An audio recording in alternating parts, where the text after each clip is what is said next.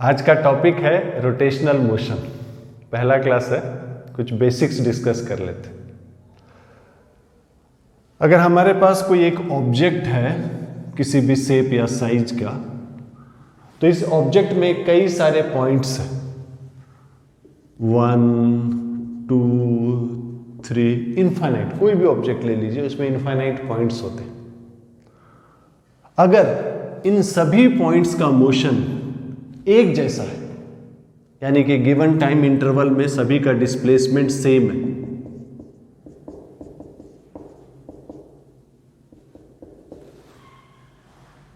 Given time interval में सभी का डिस्प्लेसमेंट सेम है, एट एनी टाइम सभी का वेलोसिटी सेम है,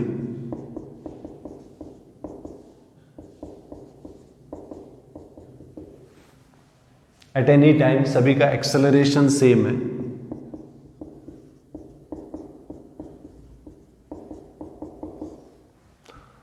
तो ऑब्जेक्ट में जितने भी पॉइंट्स हैं सबका मोशन एक जैसा है। गिवन टाइम में डिस्प्लेसमेंट सेम है, at any time velocity same है, at any time acceleration same है।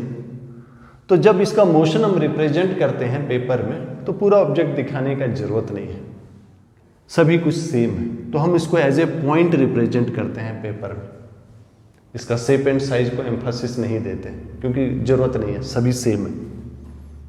तो इसका जो मोशन हम डिस्कस करते हैं, ये जो कैटेगरी में आता है वो है पार्टिकल डायनेमिक्स, यानी कि ऑब्जेक्ट्स में जितने भी पॉइंट्स हैं सबका मोशन एक जैसा है। और ये मोशन, सभी का मोशन अगर स्ट्रेट लाइन में हो, सब अगर ऐसा जाते हैं, सभी का मोशन अगर स्ट्रेट लाइन में हो, पैरेलल लाइंस, तो इसको हम बोलते हैं rectilinear translation.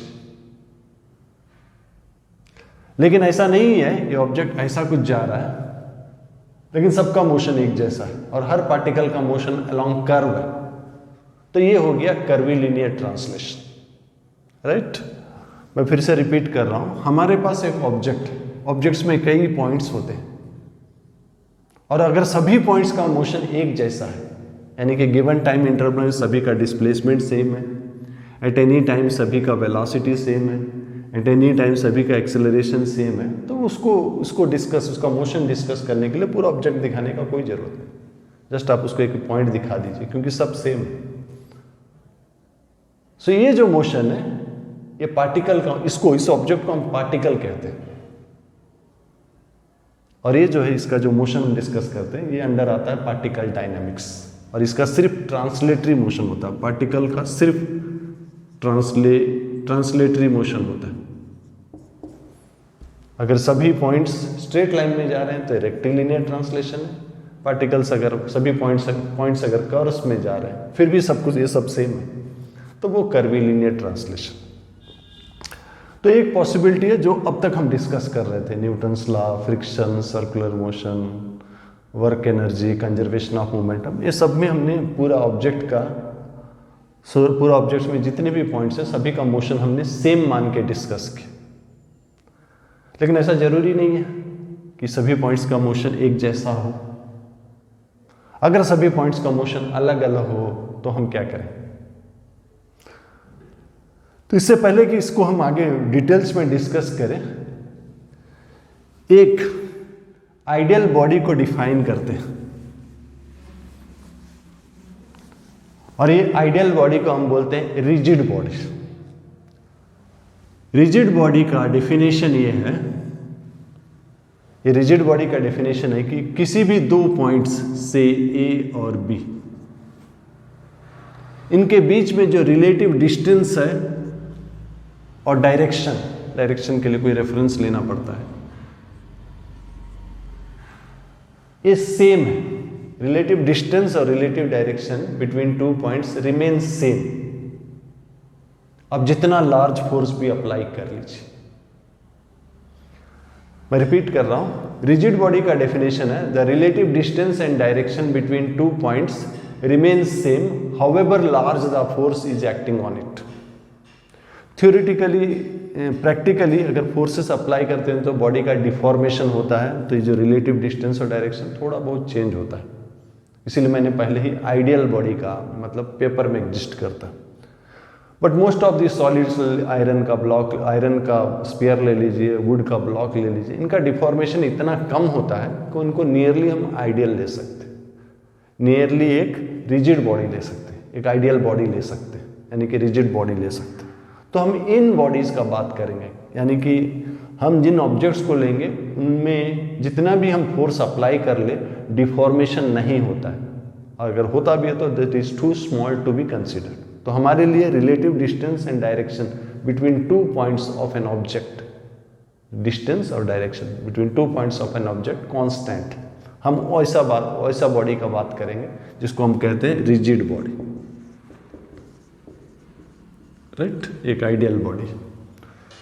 So next point, pure rotation. Pure rotation,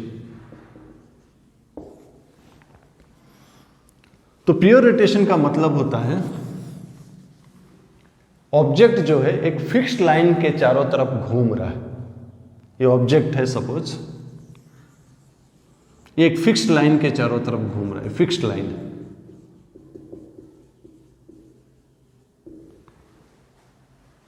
तो ये जो फिक्स्ड लाइन को बोलते हैं axis of rotation.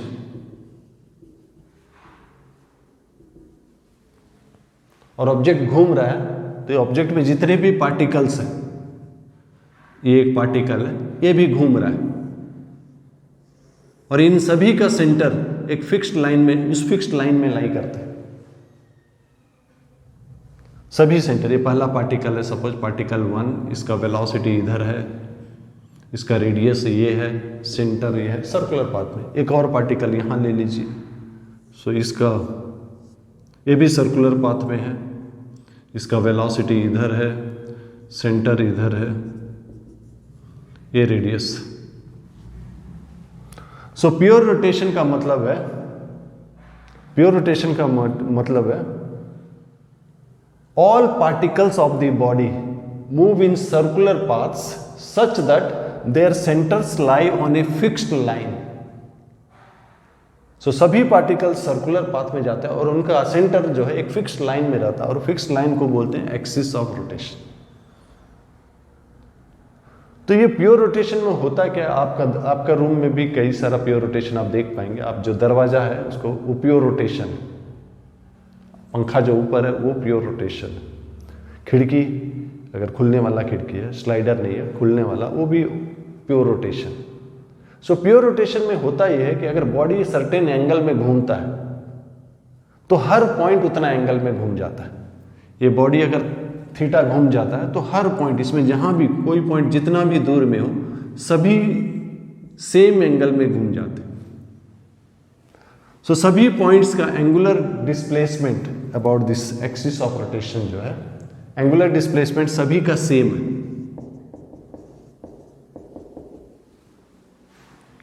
So pure rotation में इन ए गिवन टाइम इंटरवल सभी पॉइंट्स, जितने भी पॉइंट्स हैं, उनका अबाउट देयर सेंटर, सब पार्टिकल जितने भी पॉइंट्स हैं सब सर्कुलर पाथ में है, और सभी का सेंटर जिस लाइन में लाई करता है वो एक्सिस ऑफ रोटेशन।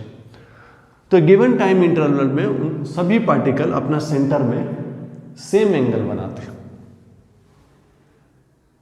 और अगर एंगल सेम बनाते हैं तो एंगुलर वेलोसिटी, जो कि rate of change of angular displacement होता है, तो एंगुलर डिस्प्लेसमेंट अगर सेम है तो एंगुलर वेलोसिटी भी सभी का सेम होता है।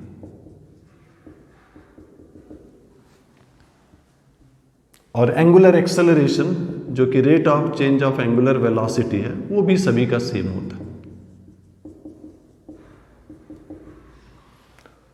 तो प्योर रोटेशन में सभी पार्टिकल सर्कुलर पाथ में मूव करते हैं और उनका सेंटर एक फिक्स्ड लाइन में लाई करता है, उसको एक्सिस ऑफ रोटेशन कहते हैं। तो सभी पार्टिकल सर्कुलर पाथ में जा रहे हैं, about centre her particle in A given time interval same angle describe करता है। At any time about centre angular velocity सबका सेम है, at any time angular acceleration सभी का सेम होता है, राइट।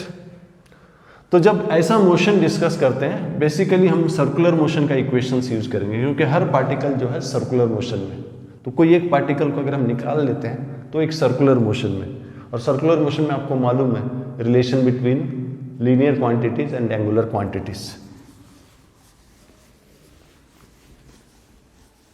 एक बार रिवाइज कर लेते हैं। कोई भी एक पार्टिकल को आपने निकाल लिया, वो सर्कुलर पाथ में है, राइट, सर्कुलर पाथ में है, ये सेंटर है, वेलोसिटी जो है टेंजेंशियल होता है, राइट, ये रेडियस है आपका, ये सेंटर है। एक्सेलरेशन चेंज इन डायरेक्शन की वजह से सेंटर की तरफ है, एक कंपोनेंट सेंटर की तरफ होता है जिसे नॉर्मल एक्सेलरेशन कहते हैं, और चेंज इन स्पीड की वजह से एक कंपोनेंट होता है जो कि अलोंग टेंजेंट होता है, टेंजेंशियल एक्सेलरेशन। सो लीनियर वेलोसिटी वेक्टर फॉर्म में क्रॉस प्रोडक्ट है, बट मैग्नीट्यूड अगर आप इंटरेस्टेड है तो ओमेगा आर। उसी तरह नॉर्मल एक्सेलरेशन मैग्नीट्यूड खाली अगर आप इंटरेस्टेड है तो ओमेगा स्क्वायर आर है, और टेंजेंशियल एक्सेलरेशन जो है अल्फा आर। सो ये रिलेशन है लीनियर क्वांटिटीज और एंगुलर क्वांटिटीज के बीच में, ठीक है। ये आपने सर्कुलर मोशन में डिस्कस किया होगा। अंतर क्या है सर्कुलर मोशन और रोटेशनल मोशन में? सर्कुलर मोशन में एक पार्टिकल का बात कर रहे हैं, मतलब जो ऑब्जेक्ट है उसमें सभी पॉइंट्स एक जैसा है, राइट, एक पार्टिकल का बात कर। और यहां पर ये जो बॉडी है इसमें कई पॉइंट्स है, सबका मोशन एक जैसा नहीं है। सब सर्कुलर पाथ में तो है, बट सबका रेडियस अलग अलग है, हेंस लीनियर क्वांटिटीज बदल जाएगा। जो जितना दूर है एक्सिस से उसका स्पीड उतना ज़्यादा होगा, उसका एक्सेलरेशन उतना ज़्यादा होगा। जो एक्सिस के करीब है उसका लीनियर क्वांटिटीज उतना कम होगा, और जो राइट एक्सिस में है, एक्सिस के ऊपर है, सपोज ये एक्सिस है, जो पॉइंट एक्सिस में है उसका स्पीड जीरो हो जाएगा, एक्सेलरेशन जीरो हो जाएगा। तो लीनियर क्वांटिटीज बदल रहे हैं, एंगुलर क्वांटिटीज जो है प्योर रोटेशन में सभी का सेम होते हैं। तो सर्कुलर मोशन में हमने क्वेश्चंस किए थे, 3 तरह का क्वेश्चंस थे। पहला को था एंगुलर स्पीड जो है ये कांस्टेंट था, तो ओमेगा जो है 2 पाई एन, एन है फ्रीक्वेंसी रेवोल्यूशन पर सेकेंड, या फिर ओमेगा जो है 2 pi by T, T time period, time taken to complete 1 revolution. तो चलिए इसके ऊपर एक क्वेश्चन करते हैं। एक रॉड है, ये प्योर रोटेशन में about 1 end perpendicular to its length मान लेते हैं एल, राइट। सो इसका एंड का जो वेलोसिटी है एक और पॉइंट मान लेते हैं यहां पर है, जो कि 10 सेंटीमीटर करीब है, एक्सिस से 10 सेंटीमीटर करीब है। तो क्वेश्चन में ये दिया है कि एंड का जो पॉइंट है उसका वेलोसिटी एक और पॉइंट जो 10 सेंटीमीटर करीब है उसका वेलोसिटी का 1.6 टाइम्स है, और हमें पूछा गया है कि ये रॉड का लेंथ कितना है। तो प्योर रोटेशन है, एंगुलर क्वांटिटी सेम है, दोनों का एंगुलर क्वांटिटी सेम है, omega 1 equal to omega 2। Omega क्या होता है v बाई आर। सो ये 10 है, मतलब ये लेंथ हो जाएगा, ये रेडियस हो जाएगा l minus 10। So v by l minus 10 equal to omega 2। Omega 2 कितना हो जाएगा? ओमेगा 2 हो जाएगा v2 यानी कि 1.6 v1 बाई l। तो क्रॉस मल्टीप्लाई कर लीजिए, l equal to 1.6 l minus 16। So ये हो जाएगा 0.6 l equal to 16। So l हो जाएगा 16 बाई 0.6 यानी कि 160 बाई 6, 160 बाई 6। वो सेंटीमीटर में है, ये भी सेंटीमीटर में होगा। So pure rotation angular quantities same है, लीनियर क्वांटिटीज जो है वेरी करेगा, जितना ज़्यादा दूर है लीनियर क्वांटिटीज का वैल्यू उतना ज़्यादा होगा।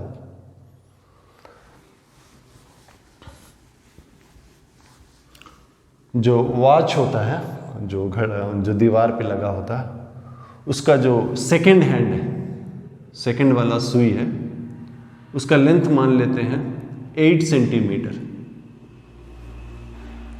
तो उसका टिप का स्पीड क्या है पूछा गया।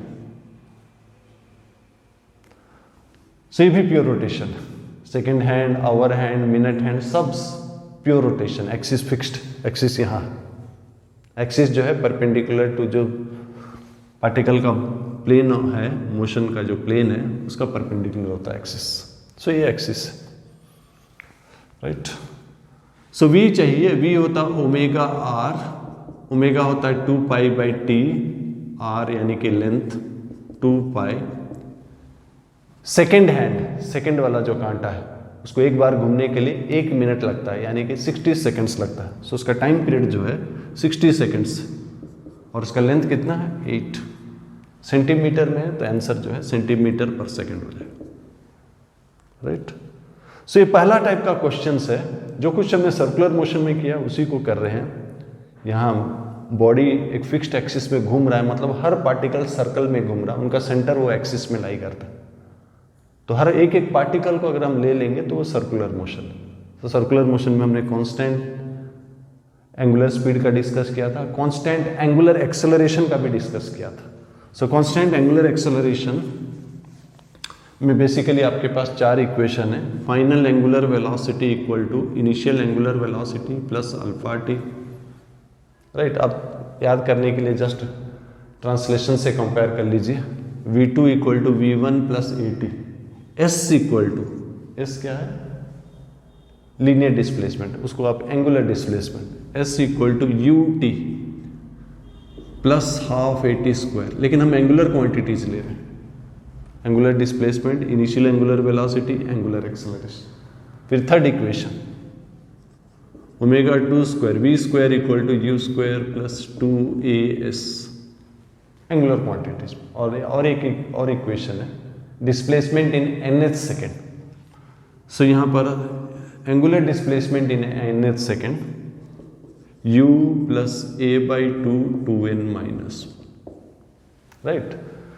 तो यहाँ पर सभी बॉडी का एंगुलर मोशंस एक जैसा है। तो हम क्वेश्चन में ऐसा लिख सकते हैं कि बॉडी जो है रिजिड बॉडी फिक्स्ड एक्सिस में घूम रहा है, starting with initial angular velocity से 10 रेडियन पर सेकेंड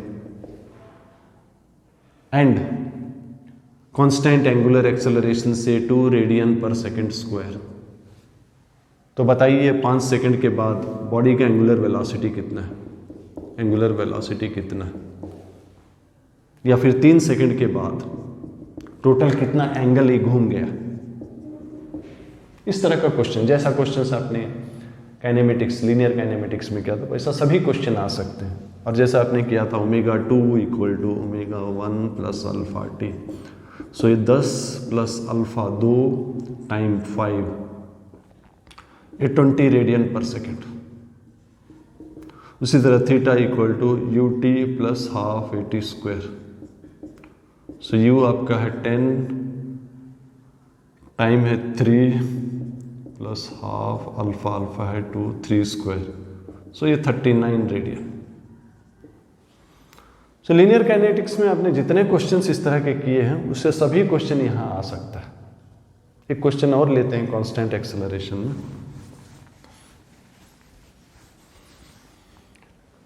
एक rigid body starts from rest, that is initial angular speed जो है 0 है, और एंगुलर एक्सेलरेशन जो है से 2 रेडियन पर सेकेंड स्क्वायर।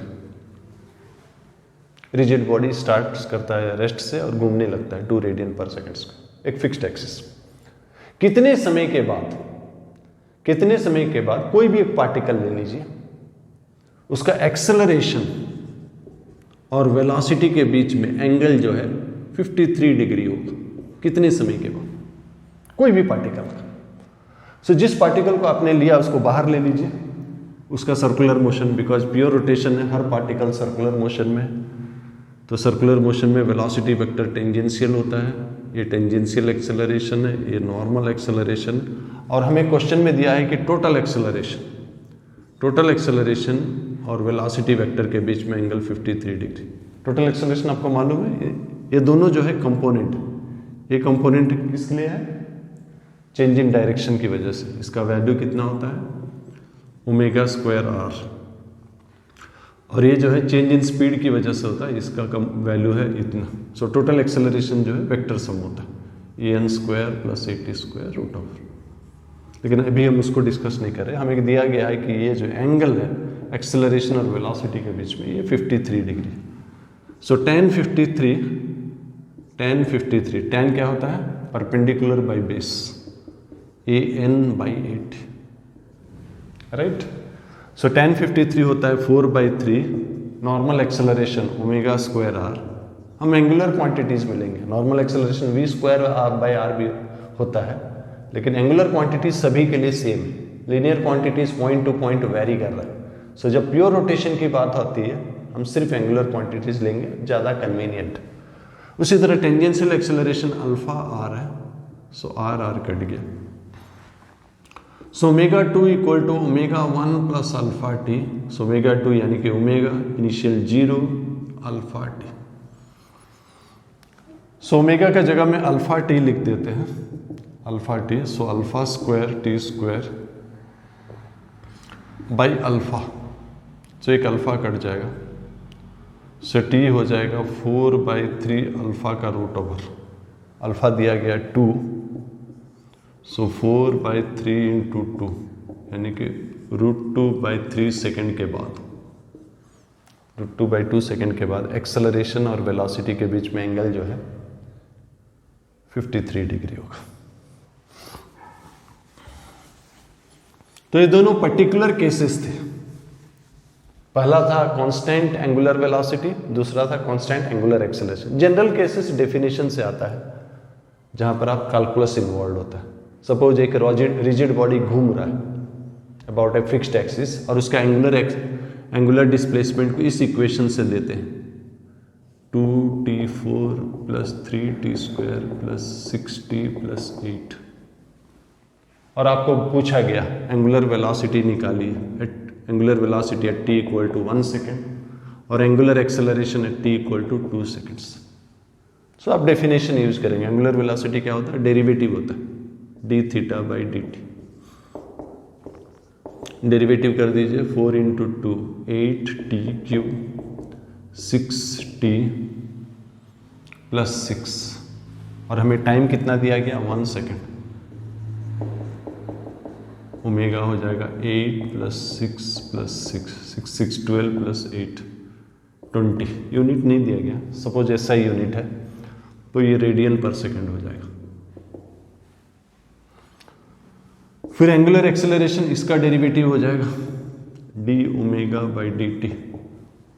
डेरिवेटिव कर लीजिए, इसका डेरिवेटिव 24t² + 6, t हमें 2 दिया गया, 2² 4, 4 × 24 96 at t इक्वल टू 2, 2 × 2 4, 4 × 24 96 + 6 102। उल्टा भी हो सकता है, अल्फा दिया होगा ओमेगा और थीटा, इस केस में आपको इंटीग्रेशन करना पड़ेगा। चलिए क्वेश्चन कर लेते हैं। इस बार अल्फा दिया गया, अल्फा जो है वेरिएबल, मान लेते हैं 6t + 2 है, और इनिशियल एंगुलर स्पीड जो है मान लेते हैं 8 रेडियन पर सेकेंड। तो हमें पूछा गया कि एंगुलर स्पीड जो है निकालने के लिए t इक्वल टू 2 सेकेंड्स में, और एंगुलर डिस्प्लेसमेंट निकालने के लिए कहा गया t equal to 1 second, right. अब उल्टा करते हैं, इंटीग्रेशन। अल्फा जो है dω/dt equal to 6t + 2, so dω जो है 6t + 2 dt। इंटीग्रेशन कीजिए। Initially t equal to 0, angular speed 8 है, at time t angular speed मान लेते हैं ओमेगा। सो dω का इंटीग्रेशन ओमेगा हो जाएगा 8ω, 6t का इंटीग्रेशन t²/2, 2 का integration 2t। So omega -8 equal to 3t² + 2t। So omega हो गया 3t² + 2t + 8। सो ये ओमेगा का इक्वेशन है, और हमें निकालने के लिए कहा गया t इक्वल टू 2 सेकेंड्स में। सो t इक्वल टू 2 सेकेंड्स में ओमेगा हो जाएगा 2² 4 × 3 12, 2 × 2 4 + 8, सो ये हो गया 24 रेडियन पर सेकेंड। नेक्स्ट आपको थीटा निकालना है, t इक्वल टू 1 सेकेंड में, 1 सेकेंड में थीटा निकालना। अब उसको इंटीग्रेशन करेंगे।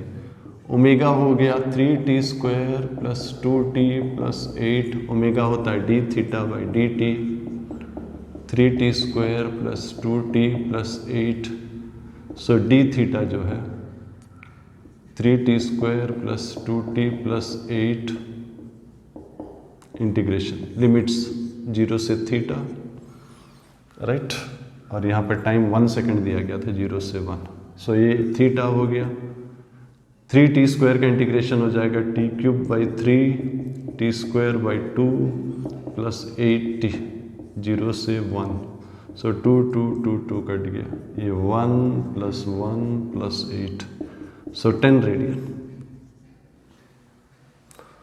सो ये 3 टाइप का omega constant, alpha constant, alpha variable, और ऐसा क्वेश्चन आपने लीनियर काइनेमेटिक्स में किया था, वैसे ही सभी क्वेश्चंस आ सकते हैं। प्योर रोटेशन, बॉडी घूम रहा है अबाउट ए फिक्स्ड एक्सिस, सभी पार्टिकल सर्कुलर पाथ में है और उनका सेंटर वो फिक्स्ड लाइन में लाई करता है जिसको एक्सिस ऑफ रोटेशन कहते हैं, राइट। सो आप बोल सकते हैं mini circular motions at a time, सबका रेडियस अलग है, लीनियर क्वांटिटीज बदल रहा है, एंगुलर क्वांटिटीज सेम है, ठीक है।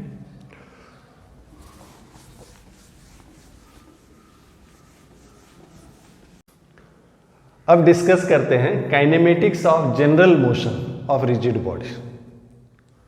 सो एक रिजिड बॉडी है, बाय डेफिनेशन रिजिड बॉडी मतलब कोई भी 2 पॉइंट के बीच में रिलेटिव डिस्टेंस और डायरेक्शन नहीं बदलेगा, जितना लार्ज फोर्स भी आप अप्लाई कर लीजिए।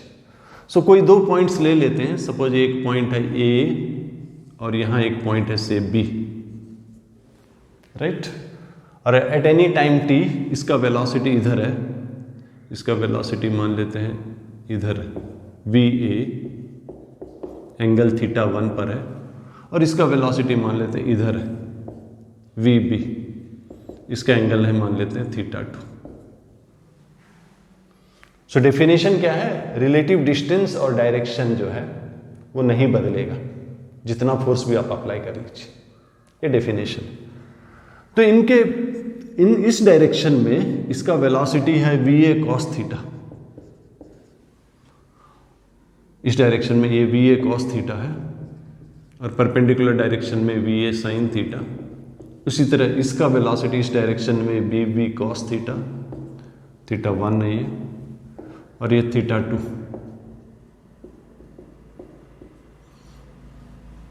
सो इनके बीच में इस डायरेक्शन में वेलोसिटी सेम होना चाहिए दोनों का। अगर वेलोसिटी इस डायरेक्शन में इसका और इसका अलग अलग होगा तो उनका बीच का जो डिस्टेंस है वो बदलने लगेगा। अगर इसका ज़्यादा है तो ये पास आने लगेगा, इसका ज़्यादा है तो ये दूर जाने लगेगा। लेकिन बाय डेफिनेशन उनके बीच का डिस्टेंस जो है नहीं बदल रहा है। इसका मतलब रिजिड बॉडी के लिए along the line joining the particles velocity same होना चाहिए, V A cos theta 1 equal to V B cos theta 2। इसको वेलोसिटी ऑफ अप्रोच या वेलोसिटी ऑफ सेपरेशन कुछ भी बोल दीजिए, उस लाइन में वेलोसिटी नहीं होना चाहिए। तो इस लाइन में वेलोसिटी नहीं होगा, इस लाइन में रिलेटिव वेलोसिटी जो है 0 होगा, यानी कि दोनों का वेलोसिटी सेम होगा। और परपेंडिकुलर डायरेक्शन में वेलोसिटी हो सकता है, मान लेते हैं ये ज़्यादा है, वी बी साइन थीटा 2 मान लेते हैं ज़्यादा है वी ए साइन थीटा 1 से। तो यहां से अगर मैं देखूं, ए से अगर बी को देखूं तो इस डायरेक्शन में वेलोसिटी नहीं है, तो ये जो डिस्टेंस है फिक्स्ड रहेगा, लेकिन इस डायरेक्शन में वेलोसिटी है, तो डिस्टेंस फिक्स्ड है और परपेंडिकुलर मूव कर रहा है, यानी कि पॉइंट जो है सर्कुलर मोशन में, राइट। सो रिजिड बॉडी में कोई भी पॉइंट से दूसरा पॉइंट को अगर आप देखते हैं तो उसका मोशन जो है सर्कुलर मोशन होगा, और इस सर्कुलर मोशन में एंगुलर वेलोसिटी क्या होगा।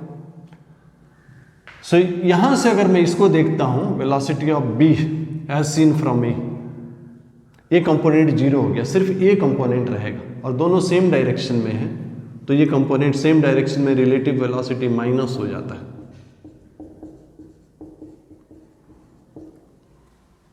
तो यहां से अगर मैं इसको देखूं तो ये सर्कुलर मोशन में है विथ दिस स्पीड, इस मोमेंट पर, राइट। सो एंगुलर स्पीड क्या हो जाएगा, एंगुलर स्पीड हो जाएगा ये जो स्पीड है V B sine theta 2 minus V A sine theta 1 by distance मान लेते हैं डी, ये angular speed, right. So rigid body दो पॉइंट के बीच में रिलेटिव डिस्टेंस और डायरेक्शन नहीं बदल रहा है, तो इसका मतलब अलोंग द लाइन जो है दोनों का वेलोसिटी सेम है, यही रिजिड बॉडी हो सकता है। अलोंग लाइन रिलेटिव वेलोसिटी 0 है, तभी उनके बीच का रिलेटिव डिस्टेंस और डायरेक्शन नहीं बदलेगा। तो यहां से अगर मैं देख रहा हूं तो ये ऐसा घूम रहा है, किस तरफ घूम रहा है, ये स्पीड ज्यादा है मतलब इस तरफ घूम रहा है, एंटी क्लॉकवाइज। अगर यहां से देखूं तो ये स्पीड कम है, so velocity of A relative to V this minus this, ये कम है V A sine theta 1 V B sine theta 2 से, वी बी साइन थीटा से कम है, ए इससे कम है, मतलब इसका स्पीड जो है माइनस करूंगा, ये कम है V A sine theta 1 minus V B sine theta 2, कम है, तो ये क्वांटिटी नेगेटिव हो गया। नेगेटिव मतलब इसका वेलोसिटी यहां से देखूं तो इस तरफ, तो यहां से अगर देखूं तो ये पार्टिकल ऐसा घूम रहा है, कौन सा डायरेक्शन में घूम रहा है, सेम एंटी क्लॉकवाइज। इससे इसको देखिए ऐसा घूम रहा है एंटी क्लॉकवाइज, इससे इसको देखिए ऐसा घूम रहा है एंटी क्लॉकवाइज। तो कहीं से एक पार्टिकल से दूसरा पार्टिकल को देखिए, सबका मोशन एक जैसे ही दिखेगा, एक डायरेक्शन में दिखेगा। एंगुलर वेलोसिटी सभी जगह सेम होगा। Angular velocity of a body means angular velocity, इसको हम बोलते हैं angular velocity of whole body, जो कि कोई भी दो पॉइंट लेके आप निकाल सकते हैं, राइट। तो उसी तरह एंगुलर एक्सेलरेशन भी आप निकाल सकते हैं, राइट। लेकिन जैसे जैसे हम आगे बढ़ेंगे उसको हम इंक्लूड करेंगे। तो फॉर राइट अभी हमने क्या किया, रिजिड बॉडी का डेफिनेशन लिया, कोई भी दो पॉइंट ले लीजिए, दो पॉइंट ले लीजिए, उनके along the line joining the particles, जिसको बोलते हैं वेलोसिटी ऑफ अप्रोच या वेलोसिटी ऑफ सेपरेशन, वो 0 होगा, ये दोनों बराबर होगा। किसी एक पॉइंट से अगर दूसरा पॉइंट को देखेंगे तो वो सर्कुलर मोशन में है अबाउट दैट पॉइंट। सो ए से अगर बी को देखेंगे तो बी जो है दिखेगा अबाउट ए घूम रहा है, उसी तरह बी से ए को देखेंगे तो ये सर्कुलर मोशन है अबाउट बी, राइट। तो एक क्वेश्चन लेते हैं। सपोज एक रिजिड बॉडी है, एक रिजिड बॉडी, उसमें कोई दो पॉइंट्स दिया गया, कोई दो पॉइंट्स दिया, ये दिया गया, इसका स्पीड दिया गया है से 20 मीटर पर सेकेंड, एंगल 37 डिग्री दिया गया, राइट। और दूसरा दिया गया है इस तरफ, इधर बी, ये हमें दिया गया 53 डिग्री, और ये जो डिस्टेंस है सपोज 2 मीटर। तो एक रिजिड बॉडी है, उसमें दो पॉइंट्स दिया गया है, एक पॉइंट है, ये एक पॉइंट, और हमें पूछा गया कि इसका एंगुलर वेलोसिटी उस मोमेंट में क्या है। तो बाय डेफिनेशन ये रिजिड बॉडी है, अलोंग वेलोसिटी ऑफ अप्रोच या सेपरेशन 0 होना चाहिए। इस डायरेक्शन में जो वेलोसिटी है V A cos 37 equal to इसका वेलोसिटी मान लेते हैं वी बी cos 53, ये दोनों सेम होना चाहिए। सो वी ए है 20 cos 37 4/5 equal to V B cos 53 3/5।